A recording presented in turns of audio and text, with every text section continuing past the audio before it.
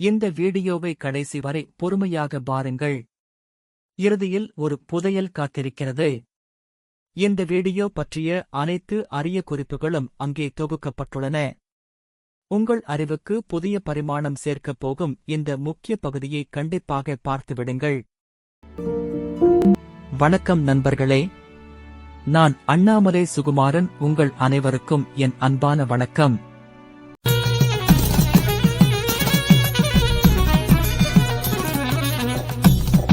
இன்று நாம் ஒரு சுவாரஸ்யமான காணொளி பயணத்திற்கு செல்லப் போகிறோம். அது வெறும் பயணம் அல்ல, ஆன்மீகம், தத்துவம் மற்றும் விளையாட்டு ஆகியவற்றின் அற்புதமான கலவையான ஒரு பயணம்.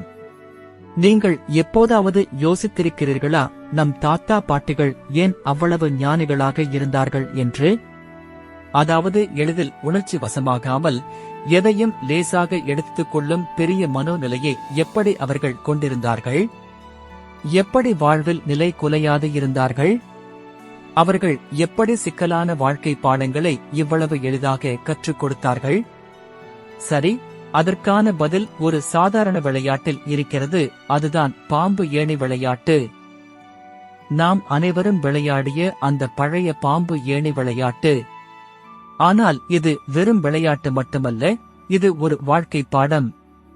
அதைத் தொடர்ந்து ஆடும்போது அத்தகைய சமசீர் மனோ நிலை அமைகிறது. 13ஆம் நூற்றாண்டில் இந்தியாவில் உருவாக்கப்பட்ட இந்த விளையாட்டு வெறும் பொழுதுபோக்குக்காக மட்டுமல்ல, கர்மா மற்றும் மறுபிறவி பற்றிய ஆழமான தத்துவ பாடத்தை கற்பிப்பதற்காகவும் வடிவமைக்கப்பட்டது. சமஸ்கிருதத்தில் மோக்ஷ பதாமு என்று அழைக்கப்படும் இந்த விளையாட்டு நம் வாழ்க்கையின் பயணத்தை பிரதிபலிக்கிறது. பார்க்கிறீர்களா இந்த ஏணிகளை? இவை நம் வாழ்வியல் நற்குணங்களை குறிக்கின்றன. வாழ்வில் ஏற்றம் பெற இருக்க வேண்டிய குணங்களை ஏணி கட்டுகிறது. அன்பு, உண்மை, தயாளம் போன்றவை. இந்த ஏணிகள் நம்மை உயர்த்தி நம் ஆன்மீக பயணத்தில் முன்னேற்றுகின்றன. உதாரணமாக இந்த ஏணி பாருங்கள். இது தயா அல்லது கருணையை குறிக்கிறது. ஒருமுறை நான் பள்ளியில் படிக்கும்போது என் நண்பன் ஒருவன் தன் மதிய உணவை மறந்து வந்துவிட்டான். நான் என் உணவை அவனுடன் பகிர்ந்து கொண்டேன். அன்று முதல் எங்கள் நட்பு வலுவடைந்தது. இது போன்ற சிறு செயல்கள் கூட நம்மை ஆன்மீக ரீதியாக உயர்த்தும். இத்தகைய பண்புகளை இது கற்பிக்கிறது. இப்போது இந்த பாம்புகளை பாருங்கள். இவை நம் தீய குணங்களை குறிக்கின்றன. பேராசை, கோபம், காமம் போன்றவை. இந்த பாம்புகள் நம்மை கீழே இழுத்து நம் ஆன்மீக வளர்ச்சியை தடுக்கின்றன. ஒரு உதாரணம் சொல்கிறேன். இந்த பாம்பு லோபா அல்லது பேராசையை குறிக்கிறது. தீய பழக்கங்கள் தீமையே கொண்டு வரும். விளையாட்டின் இறுதி இலக்கு என்ன தெரியுமா? 100வது கட்டம். அதுவே அடையும் இடம், முக்தி, மோக்ஷம். எல்லாம் அதுதான். இது மோக்ஷம் அல்லது ஆன்மீக விடுதலையை குறிக்கிறது. அதாவது மறுபிறவி சுழற்சியிலிருந்து விடுதலை பெறுவதை குறிக்கிறது. இப்போது கர்மா பற்றி சற்று விரிவாக பேசலாமா? கர்மா என்றால் என்ன? அது ஒரு சக்தி வாய்ந்த விதி. நாம் செய்யும் ஒவ்வொரு செயலும், நாம் கொள்ளும் ஒவ்வொரு எண்ணமும் ஒரு விளைவை ஏற்படுத்தும் என்பதே கர்மா விதி. நல்லதோ கெட்டதோ நாம் கொண்ட எண்ணங்கள் அதே மாதிரி ஒத்த எண்ணங்களையே ஈர்க்கிறது. நல்ல செயல் செய்தால் நல்லதை விளையும்.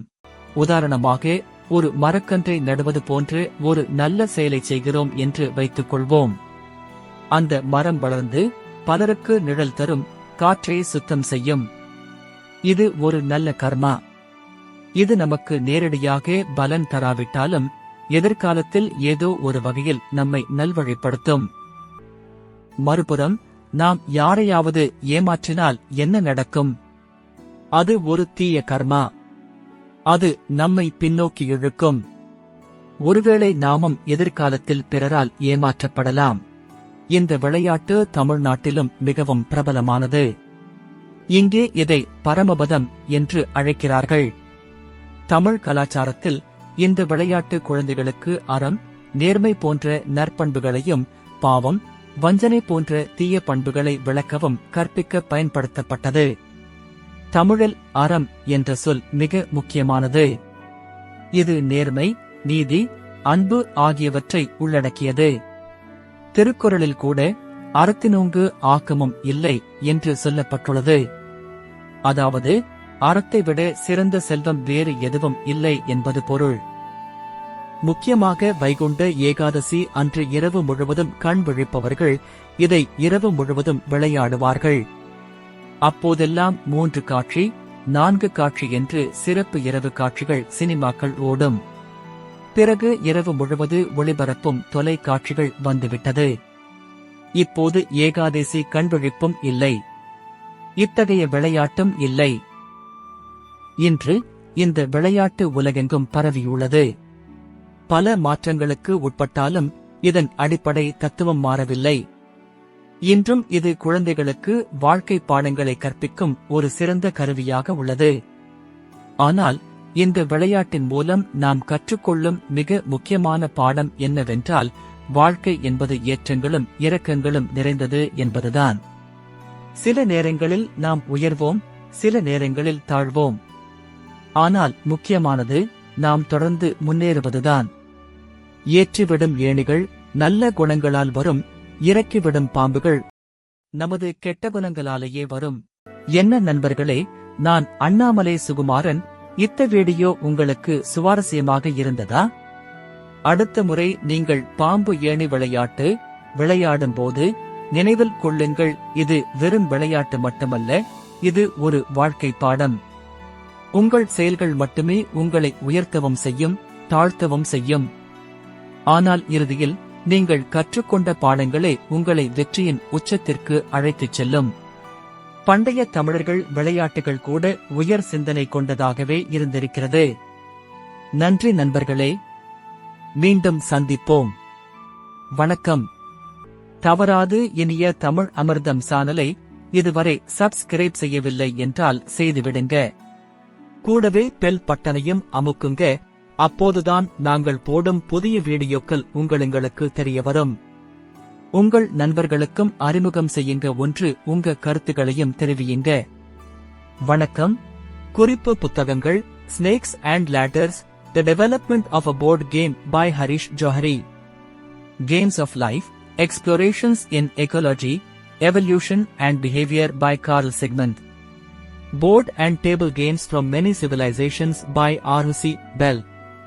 The Karma of Everyday Life, A Logical Exploration of the Law of Karma by Dallas Tenbroek. பரமபதம், தமிழர் பாரம்பரிய விளையாட்டுகள் by டாக்டர் சு. சக்திவேல்.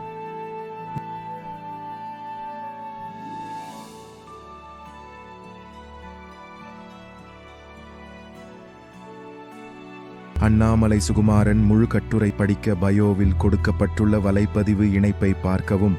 மேலும் சுவாரஸ்யமான உண்மைகளை அறிய எங்கள் இன்ஸ்டாகிராம் பக்கத்தை பின்தொடரவும். இனிய தமிழாமிர்தம் என்ற எங்கள் யூடியூப் சேனலுக்கு சப்ஸ்கிரைப் செய்யுங்கள்.